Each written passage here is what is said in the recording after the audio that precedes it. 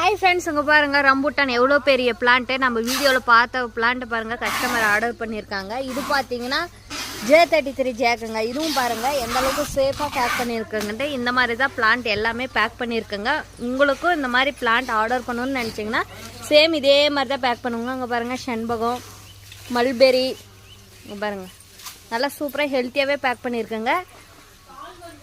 Rare collection எல்லாமே orders ஆகிருக்குங்க. அங்கே பாருங்கள் இந்த மாதிரி நல்லா சேஃபாக கட்டி பாருங்கள். பேக்னா பேகு, பாக்ஸ்னா பாக்ஸு. இங்கே பாருங்கள்